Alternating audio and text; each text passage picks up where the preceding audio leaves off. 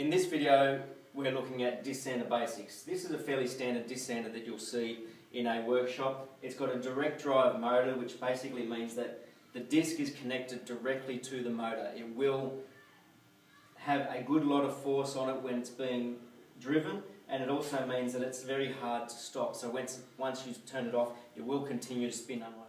The idea of a disc sander is that it's meant for sanding your end grain of timber because it's very hard to get a good clean cut with a handsaw on end grain. So on end grain timber like this, you'll have a fairly rough edge. It's hard to get a very clean cut, so that's what this is for. With the disc sanders, the safest place to place your timber when you're sanding is on the downward moving side of the disc. This particular sander spins in an anti-clockwise direction, which means that you need to have your timber on this side because it's the downward side of the spinning disc. If it was to spin the other way, then you'd obviously have to be on the right hand side, so it's on the downward side. This one spins this way. The reason for doing that is that the force caused by the sand disc spinning around will help keep your timber down on the table, and when you're using the disc sander, you do need to make sure that your timber is being kept firmly and squarely on the table. If you were to come onto the upward spinning side, as soon as you hit the disc, it's going to want to lift up your timber just like that. When that's running, there's a lot more force, and there's a good chance that it could throw your timber on you, or it could flip it around and slam your hands, which is going to be very sore. So even though it's a large disc, you really only have half of the size of the disc, so just one radius, half a diameter, to be able to sand. And obviously not very tall, so you're not going to be wanting to put giant blocks on here. The key thing is to make sure that you keep your timber moving whenever you're sanding. If you keep it in one spot when you're sanding, the sander will likely burn the timber, especially where the darker grain or the winter grain of the timber is. Once that burns, it's fairly hard to get it off. You should always try and sand to a line. So I've got this marked out and I have a pencil line. When you're sanding, stop when you can still see pencil line. If you go past the pencil line, there's no guarantee that your timber is going to still be square. If you've got a larger piece of timber like this and you're sanding to your line, obviously it almost takes up most of the space, so you don't have a lot of room to move it around. You want to avoid having it go onto the upward spinning side. Even hitting into the middle section can shake it out of your hands.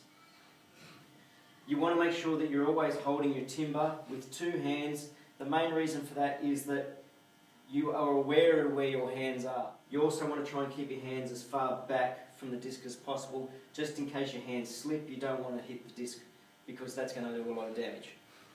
You want to avoid trying to sand timber that is too small. It's too difficult to keep both of your hands on the timber so that you know where they are, and to keep your fingers away from the disc. You need to make sure that they stay away from the disc. Now, for demonstration purposes, I'm going to be turning this on without the dust extractor, but you do need to make sure you have the dust extractor going when you're using the disc sander. You will see a plume of dust. I'm doing that so that you can still hear me while I'm doing the demonstration. And what I'm going to do is basically show you what it's like when it starts up. It does start up very suddenly. It gets to its full speed very quickly. And I'm just going to show you the movement that you need to do to try and keep it sanding cleanly with both a narrow piece and a wide piece. And I'll only do this for a short demonstration. So, keeping both hands on your timber and move it from side to side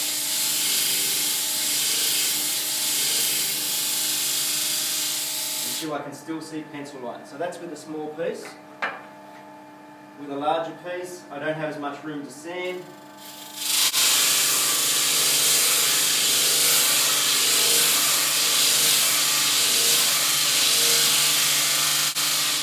But I'm still able to move it enough to get the sanding happening.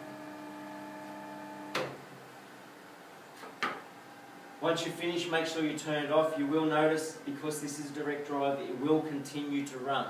But the difference is that you can't hear that hum of the motor, so you know it's not actually turning. If you were to come up here and put your timber onto the disc now, it would actually just slow it down. And just to give you an indication of what that would be like, you can hear that sound of it slowing down. Try and avoid doing that. If it's not going, make sure you turn it back on, because as a direct drive it will be all right with that.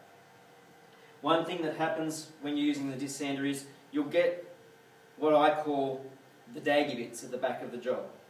Some people think that it's going to be quicker and easier to put their timber onto the disc sander like this to get rid of those little daggy bits.